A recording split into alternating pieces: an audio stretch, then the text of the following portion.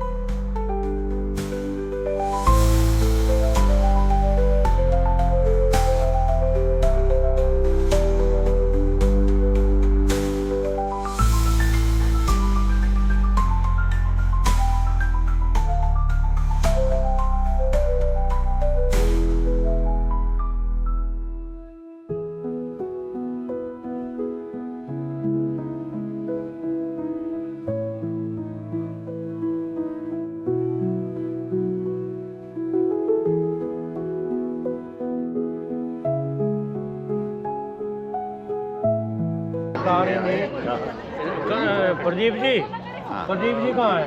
प्रदीप जी कहाँ है? प्रदीप जी, अरे इनका असली परिचय दो ना।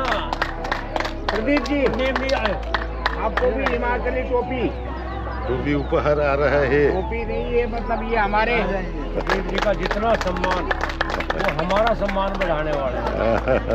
इसलिए धर्म की ध्वजा को हर जगह फहराने वाले प्रदीप खनाल जी का हम इस छोटे से शिविर में हार्दिक अभिनंदन। ओके, आप लोगों से मैं एक दो प्रश्न कुछ रखना चाहता हूँ।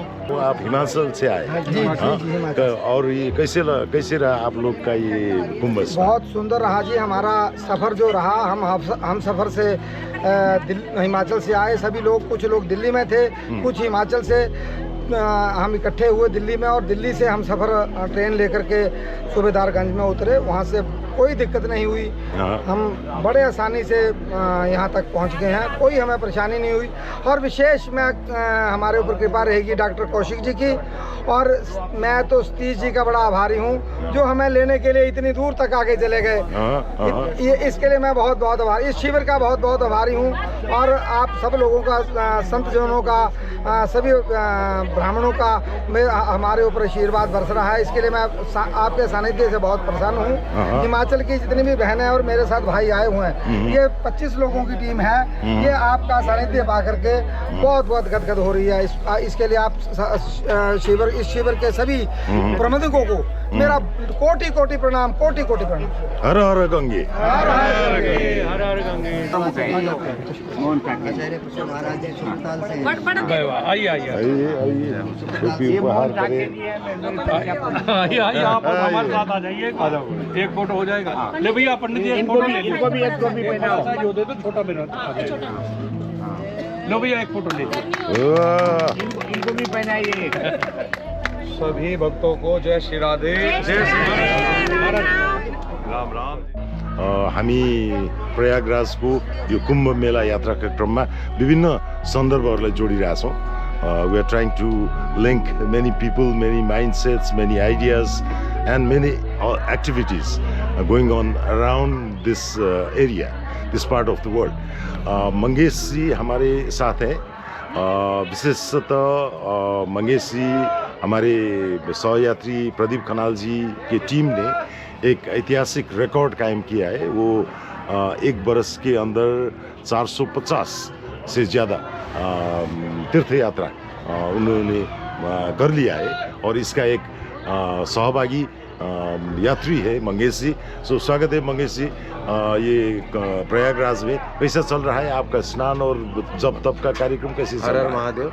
सबसे पहले तो मैं माँ गंगा मैया को धन्यवाद देना चाहूँगा, उन्होंने मुझे यहाँ बुलाया और अपना स्नान करने का वो सुअवसर प्रदान किया। अब हमारी यात्रा की बात करें तो हमने जब यात्रा शुरू करा था, प्रदीप खन्ना जी की प्रेरणा से हमने यात्रा शुरू करा। प्रदीप खन्ना जी का ही ये एक आइडिया था, सुझाव था कि अपन ऐसे कार्य करें जो पिछले 500 सालों में किसी ने नहीं करा था। एक उसका हमें पता चला कि जिससे पहले शंकराचार्य ने करा था, उसके बाद शायद तुलसीदास जी ने करा था, इसके बीच में किसी ने कुछ नहीं करा। तो उन्होंने सुझाव दिया, हमने सबने अनुमोदित करा कि ठीक है कोशिश करते हैं। और फिर हमारी यात्रा शुरू हुई। 12 ज्योतिर्लिंग, 52 शक्तिपीठ, 4 धाम, सप्तपुरी। हमारा पहले ये था, फिर उसमें हमारा 4 आदि शक्तिपीठ, 10 महाविद्यापीठ, 18 आदि शक्तिपीठ और 108 सिद्धपीठ। और उसके अलावा तिरुपति बालाजी, पद्मनाभ स्वामी मंदिर, विंध्यवासिनी देवी मंदिर, जो महत्वपूर्ण मंदिर हैं, जो शक्तिपीठ वगैरह में नहीं आते लेकिन उनका महत्व अपनी जगह, जैसे पंच महाभूत मंदिर हैं, फिर लिंगराज महाराज मंदिर है, ये हमने करे। और उसका अनुभव है हम ऊपर वाले की कृपा से ऐसा रहा कि हम कहीं पे भी गए तो किसी प्रकार की कोई परेशानी हमको कभी भी महसूस नहीं हुई। और हर दर्शन इस तरह से हुए जैसे कि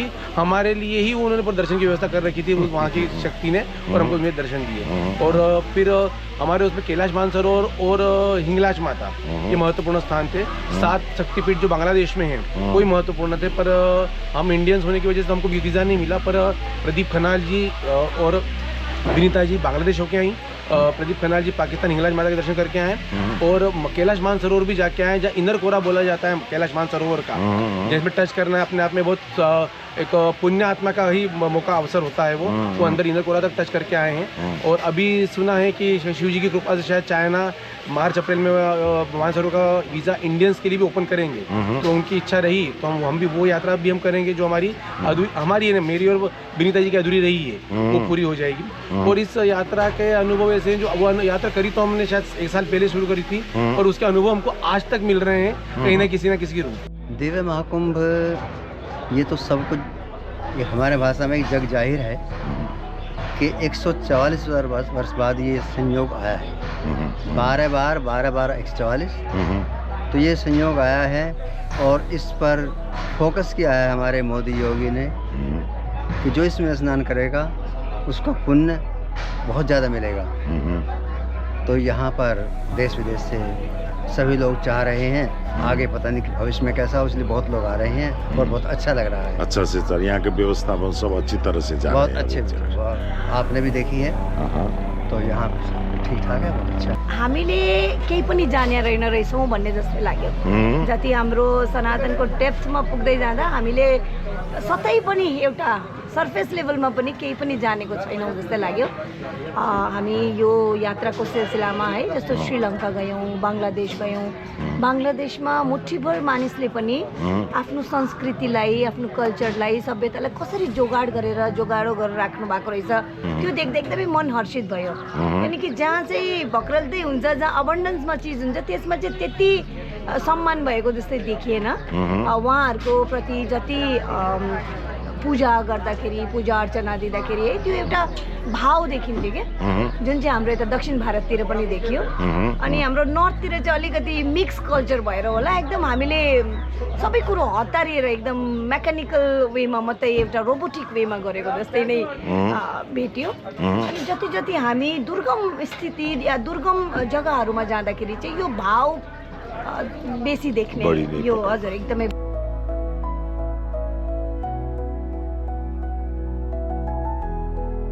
आदरणीय दर्शक महानुभावहरू, स्वागत छ हरिशरणममा।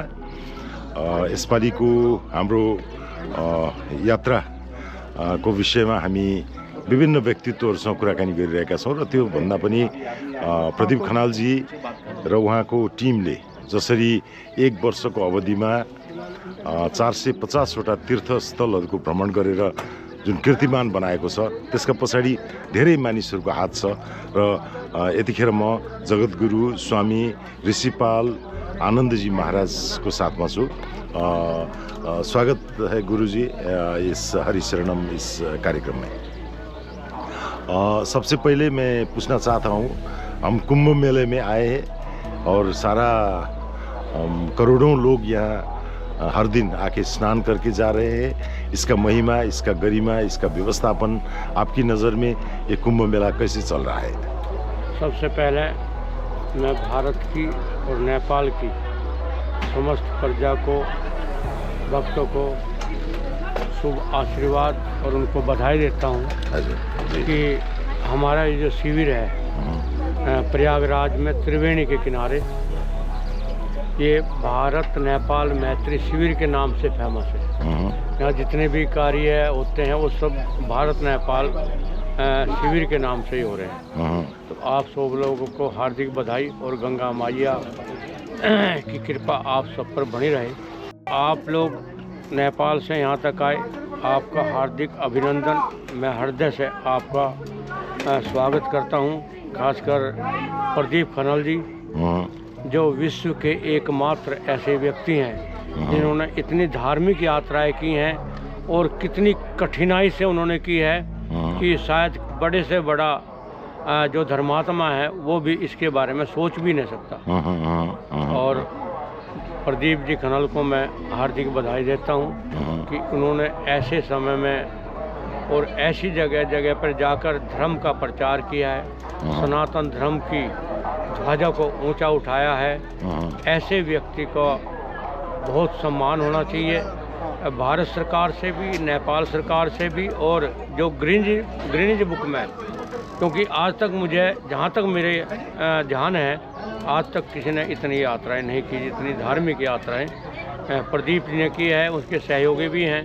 प्रदीप जी ने, जहाँ तक मेरा अनुमान है, इन्होंने कम से कम जो है ना 450 तीर्थ यात्रा और जितने भी पीठ हैं, शक्ति पीठ हैं, ज्योतिर्लिंग हैं, और जितने भी जो विश्व प्रसिद्ध हमारे जो शास्त्रों में निहित जो हमारे तीर्थ हैं, उन सब का इन्होंने दर्शन किया है। तो ऐसी पुण्य आत्मा जहाँ जाती है उसमें एक पॉजिटिविटी आती है। जैसे हमारे शिविर में प्रदीप जी आए हैं तो हमारा शिविर लगता है कि हमें पूरे विश्व का और पूरे तीर्थों का जो पुण्य है वो हमें मिल गया है। तो प्रदीप जी ऐसी महान शख्सियत को मैं उनको प्रणाम करता हूँ, नमन करता हूँ, और मैं आशा करता हूँ कि प्रदीप जी अपने इस ज्ञान को जो उन्होंने इतने तीर्थ करके अर्जित किया है उसको सभी देशवासियों तक, सभी विश्व के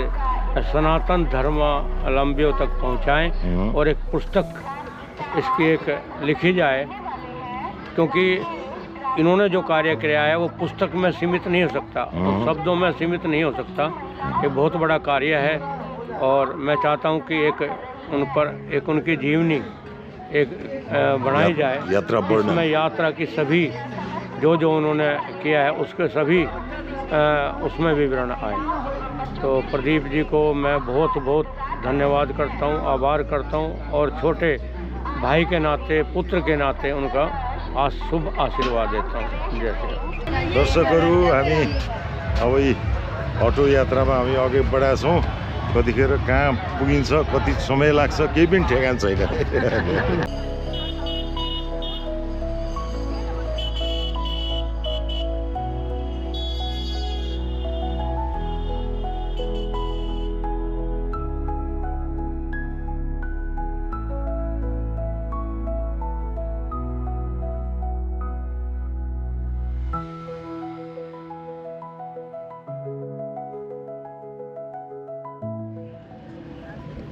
दर्शकहरू, हामी शास्त्री ब्रिजबाट क्रस गरेर सिधा झुसीतर्फ गइरहेका छौँ। अब बिस्तारै बिस्तारै यहाँबाट हामी बनारसको लागि चाहिँ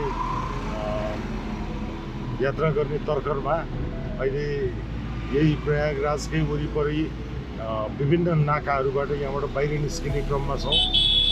हामी देखिरहेछौँ बाहिरबाट यता मेला भन्न आउनेहरूको लस्कर पनि त्यतिकै छ र यताबाट जानेहरूको पनि घुइँचो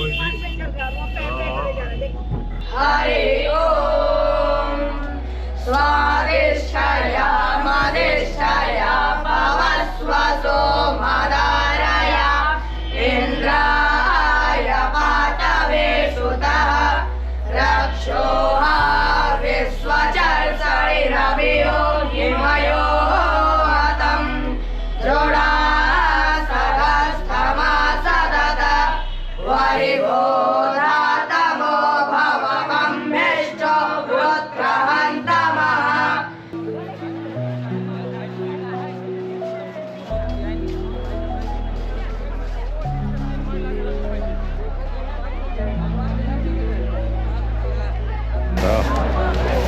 हामी बनारस आइपुगेका छौँ।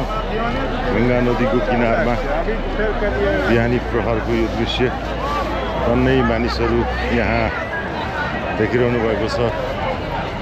स्नान गरेर पूजाआजा दर्शन गर्नको लागि मानिसहरू चाहिँ यसरी एकत्रित भएका छन् विभिन्न ठाउँहरूबाट। र यो पुण्य भूमिमा हामी पनि आइपुगेका छौँ।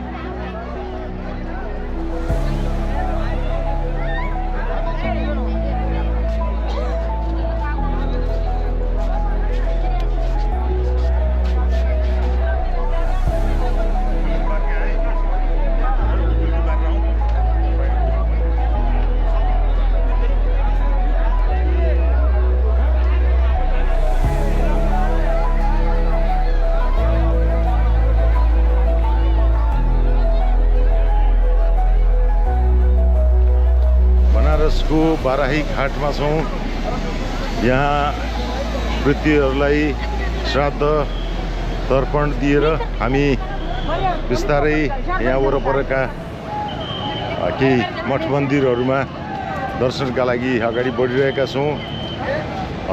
यतापट्टि दायाँपट्टि मेरो दायाँपट्टि भागमा गङ्गा नदीमा डुङ्गा सैर गर्नेहरूको चाहिँ भिड लागेको देखिन्छ।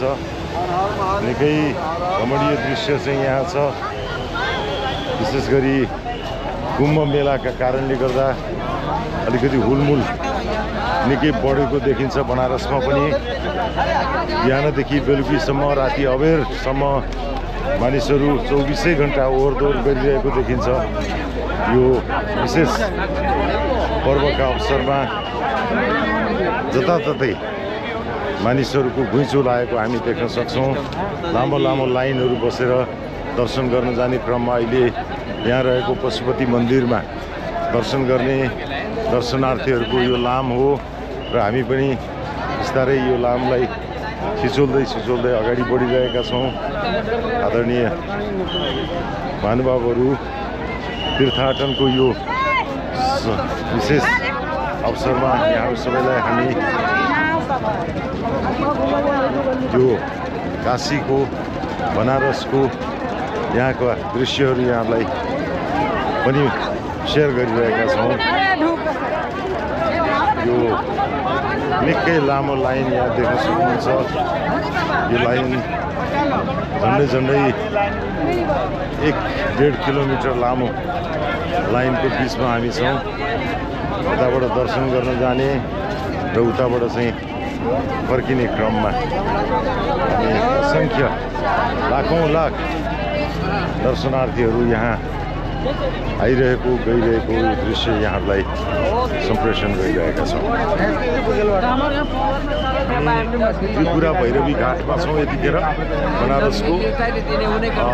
यहाँको केही धार्मिक अनुष्ठानहरू सम्पन्न गरिसकेपछि अब हामी यहाँका नदी किनारमा रहेका गङ्गा किनारमा रहेका विभिन्न धार्मिक स्थलहरूको अवलोकनका लागि हामी यो डुङ्गा लिएर गङ्गा नदीको बहावतर्फ हामी अगाडि बढिरहेका छौँ। र एउटा डुङ्गामा हामी झन्डै 30-35जना जति अटाउने रहेछौँ। यसरी चाहिँ यात्रा अगाडि बढिरहेको छ। सबैले लाइफ ज्याकेट लगाएर पानीमा जानुपर्ने भएको हुनाले सुरक्षाको दृष्टिकोणले पनि यो अत्यन्त महत्त्वपूर्ण छ। र हामी यो ढुङ्गा बिहारको अनुभव गरिरहेका छौँ। यहाँहरूलाई पनि यो दृश्य हामी देखाउन चाहन्छौँ।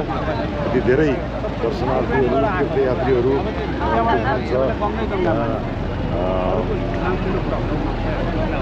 गङ्गा नदीको किनारमा अहिले झन्डै मध्याहको 12 बज्न लागेको छ र यो क्रममा बिहानैदेखि यहाँ भक्तजनहरूको निकै ठुलो घुइँचो लागेको हामीले देखेका छौँ र अब यो 1 महिनाभरिको 1.5 महिनासम्मको यो महाकुम्भ मेलाका दौरानमा यसै गरी मानिसहरूको आउने जाने क्रम चाहिँ जारी रहन्छ र 144 वर्षपछिको यो कुम्भ मेला हामी सबैका लागि एउटा यादगार स्मरणको रूपमा रहिरहनेछ।